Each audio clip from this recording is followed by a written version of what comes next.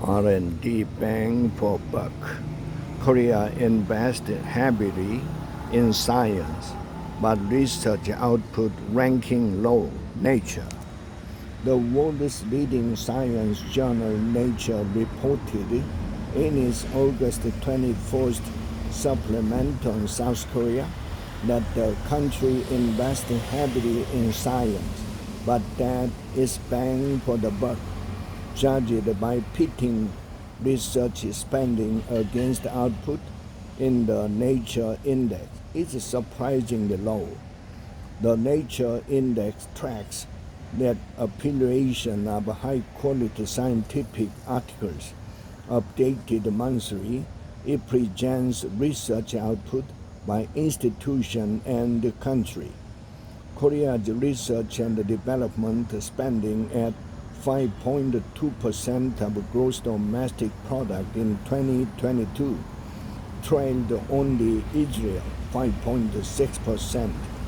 The total R&D expenditure in both the public and the private sectors in South Korea reached over 112 trillion won, $84 billion, according to the Ministry of Science and ICT. Korea had the most researchers per 1,000 people.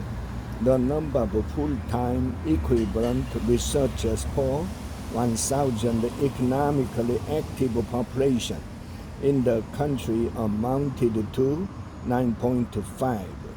However, the country ranked 8th in terms of research output measured by the Nature Index. Faltering ties between industry and academia and the lack of both the diversity and an open culture are among many challenges faced by Korea. According to the magazine, gender disparity unfavorable to women and the career disconnect of female scientists was cited as a serious concern. Students' preference of medical majors over natural sciences and engineering, the world's lowest birth rate, and declining student numbers in Korea all contribute to the shortage of researchers.